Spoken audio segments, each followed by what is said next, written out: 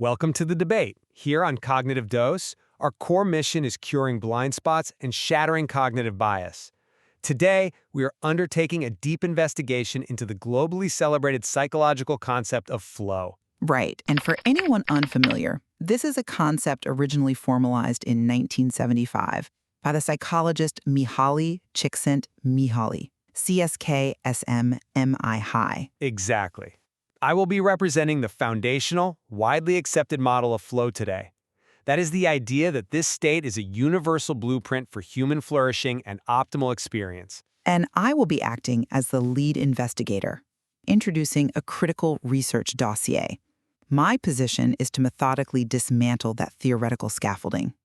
We are going to look at the systemic realities, the methodological flaws, and, frankly, the darker realities hiding beneath the surface of this incredibly popular concept. So, our central question is this. Does flow theory genuinely provide a universal blueprint for optimal experience, or is it a scientifically flawed, culturally biased construct that actively romanticizes exploitation? Let's build the foundation first so we all know what we're analyzing. Sounds good. Most people know flow colloquially as being in the zone. Csikszentmihalyi defined it as an optimal state characterized by total immersion in a task. You experience a profound distortion of temporal perception, meaning hours basically feel like minutes. You lose track of time completely. Right. There's a complete loss of ego or self-consciousness, and crucially, it is an autotelic experience. Autotelic meaning it is intrinsically rewarding. You do the activity strictly for the joy of doing it. Meaning you aren't doing it for a paycheck or an award. The doing of the thing is the reward itself. Exactly. And the core mechanic that supposedly gets you there is what we call the flow channel. The best way to understand this is to think of a video game's dynamic difficulty setting. If you play a game on the easy setting, your skill is much higher than the challenge, and you get bored. Yeah, you just tune out. But if you immediately jump to nightmare mode, the challenge vastly exceeds your skill, and you are paralyzed with anxiety. Flow is the algorithm perfectly adjusting the enemies to match your exact current level. It is achieved when there is a dynamic, perfect balance between a high level of perceived challenge and a high level of skill. Which makes sense on a purely individual level. It does. And over the decades, this academic construct basically metastasized into a global phenomenon. It infiltrated corporate management, sports science, software design, and education as a prescriptive guide to living a fulfilled life. That sounds great in theory, but let's look at the systemic reality. I am opening the research dossier now, and I want to acknowledge up front that the phenomenological experience of deep immersion is very real. People absolutely get in the zone. But this dossier reveals severe ethical hazards and a debilitating lack of scientific rigor. What this data suggests is that flow has been transformed from an optimal state of being into a highly effective instrument for psychological manipulation. I think we need to look at the evidence for that carefully. Because treating an autotelic, intrinsically rewarding state as a tool for manipulation seems a bit contradictory. Where does the dossier suggest this hazard begins? It begins with what I would call psychological dystopianism. One of the most alarming vulnerabilities in the framework is its core assertion that optimal experience can be found even in the most horrific, coercive conditions. Wait, horrific conditions? Like what? The theory explicitly suggests that individuals subjected to forced labor or confined in internment camps hold the theoretical ability to find flow by mastering the repetitive, agonizing tasks forced upon them. The literature literally claims that a captive can be objectively a slave, but subjectively free. Subjectively free. Okay, I see why you think that terminology is alarming, but let me give you a different perspective on the psychology of survival. Go ahead. When you look at extreme survival situations, finding an internal locus of control is a well-documented psychological shield. If we look at self-determination theory, the ability to regulate one's internal state is a core component of human resilience. If your objective circumstances are horrific and temporarily unchangeable, finding subjective freedom through the mastery of a microtask isn't necessarily dystopian. Isn't it an incredible testament to cognitive empowerment? I have to disagree with that. That framing conflates profound existential survival mechanisms with autotelic joy. When we look at Viktor Frankl's observations in concentration camps, his survival mechanisms centered on the pursuit of ultimate transcendent meaning to prevent psychic annihilation. He was finding a reason to endure suffering? Right. He wasn't experiencing the euphoric, ecstatic absorption characterized by flow. To categorize trauma-induced dissociation as an optimal experience romanticizes severe suffering. It takes an incredibly dark coping mechanism and slaps a happy flow sticker on it. And the reason this is so critical to our daily lives is how seamlessly this logic scales up to serve modern corporate exploitation. I'm tracking your logic on the internment camps, but walk me into the modern era. You're drawing a line from forced labor to the modern 9-to-5 workplace. Because the mechanism of absolving toxic systems of accountability is exactly the same. By insisting that job satisfaction relies primarily on an internal attitude adjustment, meaning the worker just needs to independently balance their own challenge-to-skill ratio, the theory strips away the need for objective material conditions. Ah, I see where you're going. Think about someone's experience at a difficult job. If you are deeply underpaid, constantly overworked, and trapped in a toxic office environment, flow theory subtly suggests the failure is yours. You just lack an autotelic personality. It weaponizes psychology to turn workers into self-dissociative production machines. Instead of demanding fair pay or healthy environments, management just tells you to find your flow. I am not completely convinced by that line of reasoning because flow theory doesn't mandate that people stay in abusive environments. It merely describes a cognitive state of high engagement. But I do concede the very real risk of corporate co-optation. If a manager uses flow as a substitute for a living wage, that is a terrible misapplication of the science. It's not necessarily a flaw in the psychology itself. But the psychology itself allows for it. The framework is built to accommodate that exact capture. And we see the absolute darkest manifestation of this capture in what clinical researchers are now calling dark flow. Dark flow. Yes. Let's look at the tech and gaming industries. They intentionally engineer that video game challenge skill balance you mentioned earlier to trigger behavioral addictions. They manipulate the exact same neurological mechanisms, the hyperfocus, the loss of self-consciousness, that temporal distortion to completely strip away autonomous engagement. Like a gambler at a slot machine. Exactly. A player at a multi-line slot machine is undeniably in flow. They are completely immersed. The challenge matches the skill. The feedback loop is immediate. But their frictionless engine is a zombie-like trance that ends in financial ruin and severe depression. Flow isn't a measure of human flourishing here. It is just a measure of systemic capture. That is a stark contrast, and the dark flow concept is fascinating. But you are focusing entirely on how the challenge-skill ratio can be gamified by bad actors. If we peel back the application and look strictly at the underlying empirical data, flow is backed by decades of rigorous research. Well, rigorous is definitely the word we are debating today. Fair enough. But let's look at the experience sampling method, or ESM. This was revolutionary in psychology because it didn't just bring people into a sterile lab and ask them how they felt last week. It beeped them in real time, out in the wild, to capture their exact cognitive state as they live their lives. That is highly ecologically valid. I come at it from a completely different way because that exact methodology is where the foundational science collapses. When we actually look at how flow is measured in the recent literature, we find 24 distinct contradictory definitions. 24? Yes. When researchers can't even agree on how to operationalize a phenomenon, cross-study meta-analyses become scientifically meaningless. Some researchers measure flow as a discrete, exceedingly rare state of ecstasy. Others dilute it into a continuous variable, calling basic, everyday concentration low-level flow just to salvage their statistical power.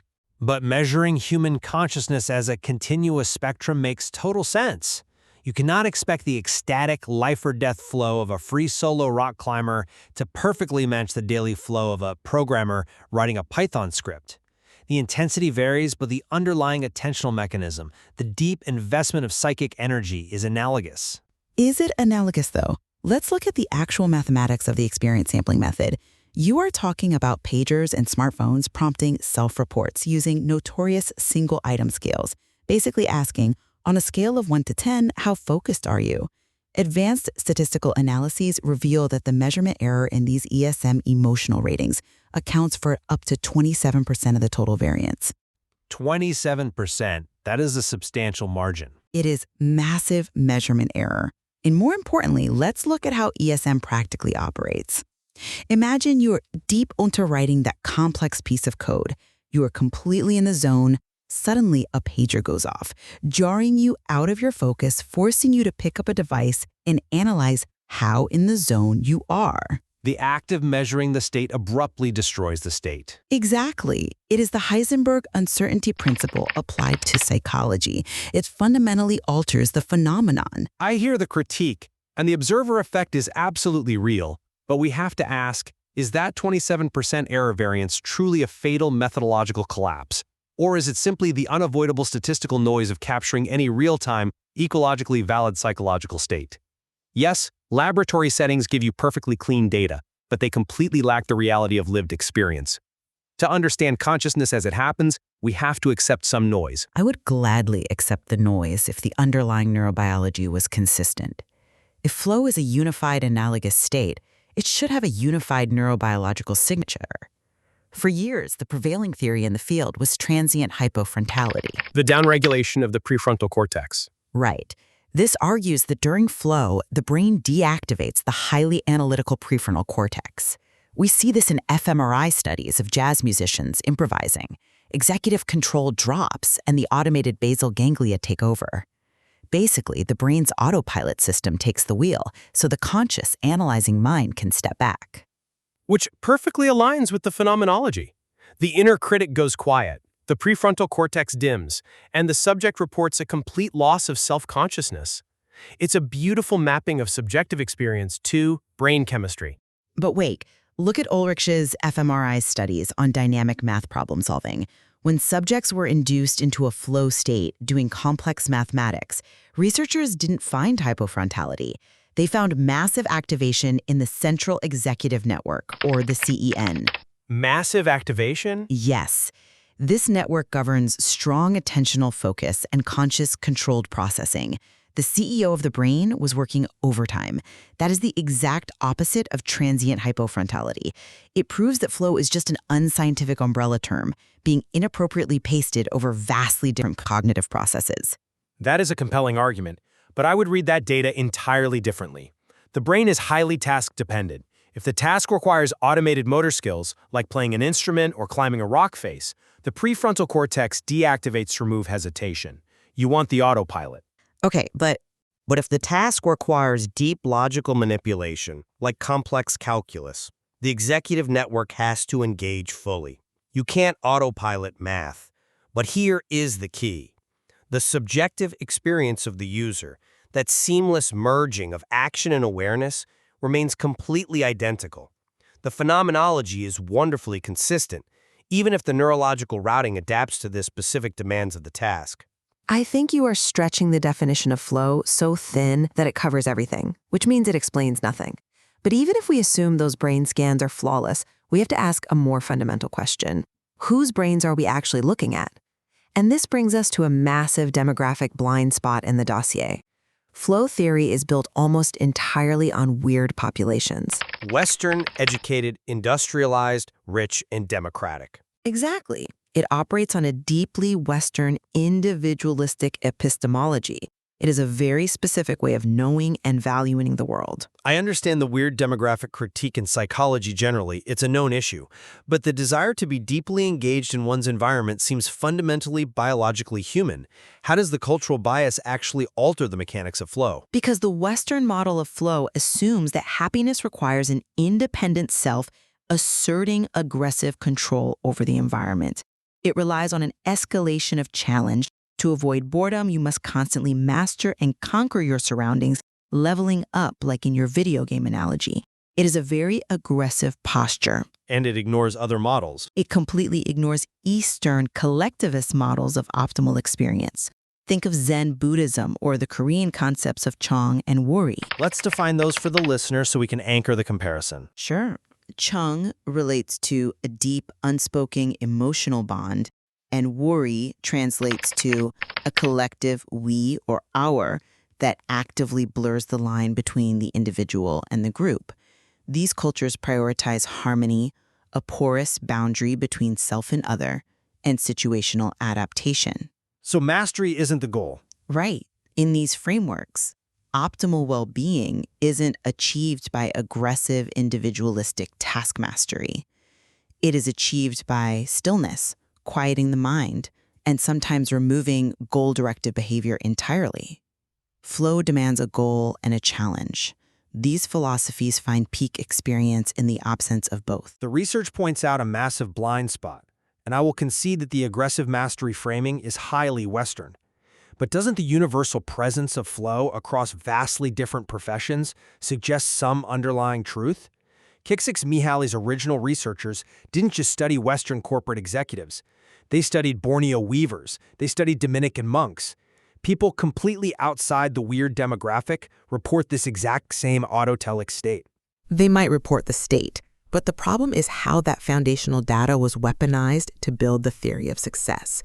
The core literature relies heavily on qualitative interviews with elite winners, Nobel laureates, chess grandmasters, prodigies. This is terminal survivor bias. You're arguing false causality, implying that success creates flow, not the other way around. But that completely ignores the fundamental mechanism of the challenge skill balance. If the balance is struck, the optimal experience occurs. It doesn't ignore it. It completely recontextualizes it. Flow theory posits that perfectly balancing challenges and skills causes the optimal experience, which then leads to success and happiness. But it completely ignores the invisible millions of people who entered identical flow states, who had the exact same autotelic passion, but ended up in financial ruin or obscurity. Right, the classic starving artist scenario. Precisely. The starving artist is in a deep state of flow every single day in their studio, completely mastering their canvas, but they are absolutely miserable when the rent is due. It is entirely plausible that causality runs in reverse.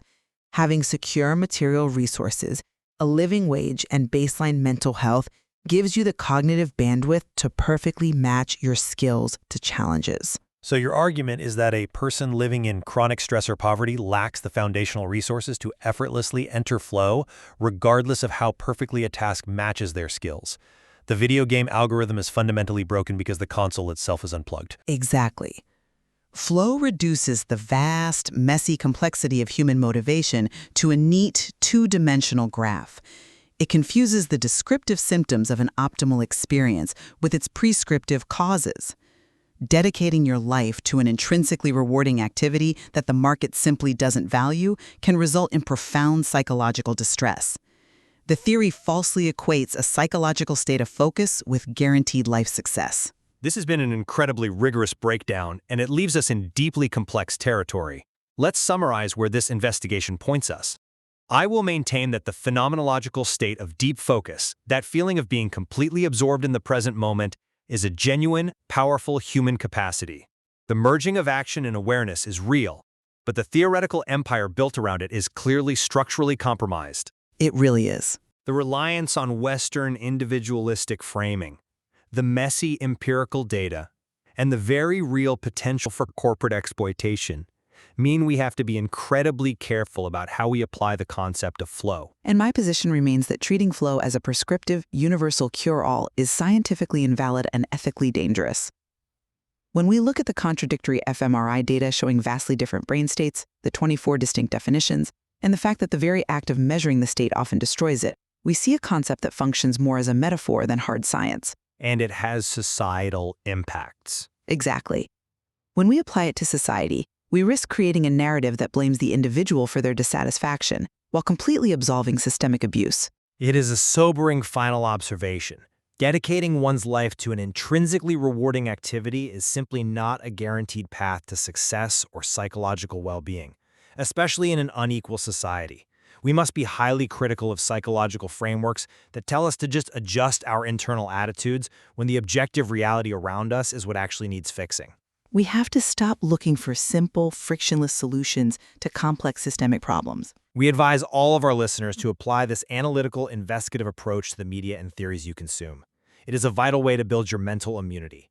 Thank you for joining us on Cognitive Dose. Keep questioning the given narratives. So the next time you find yourself entirely absorbed in a task, operating like a perfectly frictionless engine, ask yourself who built the machine and exactly whose purpose it serves.